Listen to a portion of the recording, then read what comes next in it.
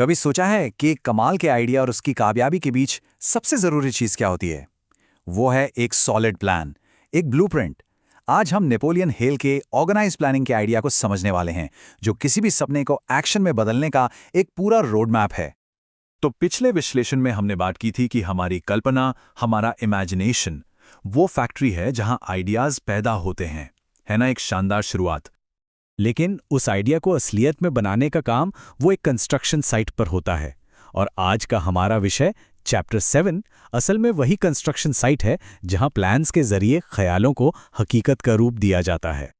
इस पूरे सफर में हम 4 मेन पड़ाव देखने वाले हैं। अपनी टीम कैसे बनाई जाए, अपने काम की वैल्यू को कैसे बढ़ाया जाए, मुश्किलों से कैसे निपटा जाए और फेलियर के सबसे कॉमन जाल से कैसे बचा जाए। तो चलिए इस ब्लूप्रिंट को खोलना शुरू करते हैं। तो हमारा पहला सेक्शन है अपनी टीम को इकट्ठा करना। हिल इसे एक बहुत ही खास नाम देते हैं, मास्टरमाइंड प्रिंसिपल। ये सिर्फ टीम वर्क नहीं है, ये उससे कहीं ज्यादा है। एक बहुत सीधा सा सवाल है, क्या कोई एक अकेला इंसान एक पूरी गगनचुंबी इमारत बना सकता है? जवाब हम सब जानते हैं, बिल्कुल नहीं। और सच कहूं तो बड़े लक्ष्यों को अकेले पाने की कोशिश करना भी कुछ ऐसा ही है। देखिए, जब कोई अकेले काम करता है तो उसके पास स्किल्स और देखने का नजरिया दोनों ही लिमिटेड होते हैं। लेकिन एक टीम के पास अलग अलग तरह के हुनर और ज्ञान का एक पूरा खजाना होता है। जब ये सारे दिमाग एक साथ मिलते हैं ना, तो एक तीसरा दिमाग बनता है, एक मास्टरमाइंड, जो किसी भी अकेले इंसान से कहीं कहीं ज्यादा पावरफुल होता है। इसे किसी मल्टीप्लेयर वीडियो गेम की तरह सोचकर देखिए।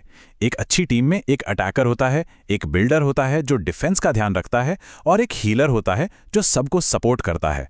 हर किसी का अपना एक खास रोल है। अगर सब के सब सिर्फ अटैक करने लगेंगे तो टीम का हारना तो पक्का है।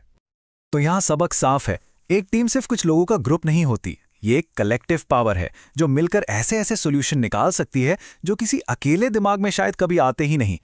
ठीक है, तो एक पावरफुल टीम तो बन गई, लेकिन अब सवाल ये उठता है कि टीम का हर सदस्य अपनी वैल्यू कैसे साबित करे। यहीं पर हिल का सीक्रेट QQS फॉर्मूला काम आता है। ये QQS फॉर्मूला 3 आसान हिस्सों में बटा है। पहला है Q यानी क्वालिटी, मतलब काम को एकदम सही तरीके से करना। दूसरा Q है क्वांटिटी, यानी सही मात्रा में काम करना। और तीसरा और शायद सबसे जरूरी S है स्पिरिट, यानी काम को एक शानदार रवैये के साथ करना। हिल कहते हैं कि ज्यादातर लोग इस स्पिरिट वाले हिस्से को, मतलब अपने रवैये को, बिल्कुल भूल जाते हैं, और यही उनकी सबसे बड़ी गलती होती है, क्योंकि आपका एटीट्यूड ही है जो आपके काम की क्वालिटी और क्वांटिटी को असली वैल्यू देता है। चलिए इसे घर के काम के एक छोटे से उदाहरण से समझते हैं। मान लीजिए किसी ने घर की सफाई बहुत अच्छी की, मतलब क्वालिटी भी बढ़िया है, और पूरा काम किया, मतलब क्वांटिटी भी पूरी है। लेकिन ये सब मुंह बनाकर, चिढ़कर और शिकायतें करते हुए किया, तो क्या अगली बार उसे कोई काम मिलेगा? शायद नहीं। एक अच्छा रवैया ही कामयाबी के दरवाजे लंबे समय तक खोले रखता है। तो अब एक मजबूत टीम भी है और वैल्यू बनाने का फॉर्मूला भी। लेकिन तब क्या होगा जब प्लान फेल हो जाए? यहीं पर हमारा तीसरा सेक्शन काम आता है, मुश्किलों का सामना करना। और इसके लिए चाहिए सही सोच और एक सच्ची लीडरशिप। यहां पर 2 तरह की सोच साफ दिखती है। आमतौर पर जब प्लान फेल होता है तो लोग सोचते हैं मैं फेल हो गया, और अपना लक्ष्य ही छोड़ देते हैं। लेकिन ऑर्गेनाइज्ड प्लानिंग का तरीका कहता है कि ये सोचो प्लान फेल हुआ है, मैं नहीं। इसके बाद मंजिल वही रहती है, बस उसे पाने के लिए एक नया और बेहतर प्लान बनाया जाता है। और ऐसे मुश्किल वक्त में ही एक बॉस और एक लीडर का फर्क साफ पता चलता है। बॉस क्या करता है? वो उंगली दिखाता है, डर के दम पर काम कराता है। लेकिन एक सच्चा लीडर, वो टीम के साथ खड़ा होता है, उन्हें इंस्पायर करता है और उनका सम्मान जीतता है। याद रखिए, डर से मिली लीडरशिप कुछ ही दिन चलती है, पर सम्मान से मिली लीडरशिप हमेशा कायम रहती है। और अब आते हैं हम अपने आखिरी और बहुत जरूरी सेक्शन पर, असफलता के उन जालों से बचना जिन्हें हम गेम ओवर लिस्ट भी कह सकते हैं। ये वो आम गलतियां हैं जो बड़े बड़े प्लान्स को भी डुबो देती हैं। नेपोलियन हिल ने फेलियर के 30 बड़े कारण बताए हैं, पूरे 30।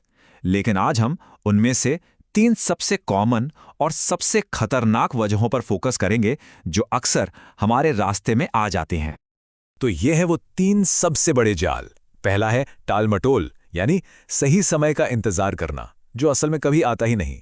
दूसरा, लगन की कमी, मतलब जैसे ही थोड़ी मुश्किल आई बस हार मान ली। और तीसरा, दिशाहीन होना, मतलब कोई तय मंजिल ही नहीं है, बस इधर उधर भटक रहे हैं। इसे फिर से वीडियो गेम की नज़र से देखिए। कोई भी गेमर सिर्फ लॉबी में घूम घूम कर या अपनी इन्वेंट्री को सजा सजा कर लेवल अप नहीं कर सकता, है ना? आगे बढ़ने के लिए तो मिशन पर निकलना ही पड़ता है, चाहे रास्ता कितना भी मुश्किल क्यों ना हो। तो इन सब बातों का निचोड़ बस एक ही लाइन में है, बिना एक ठोस प्लान के कोई भी सपना सिर्फ एक ख्वाहिश बनकर रह जाता है। अब जब सपनों का ब्लूप्रिंट हमारे सामने है, तो सवाल बस इतना सा है, इसे हकीकत की इमारत में बदलने के लिए पहली ईंट कौन सी रखी जाएगी?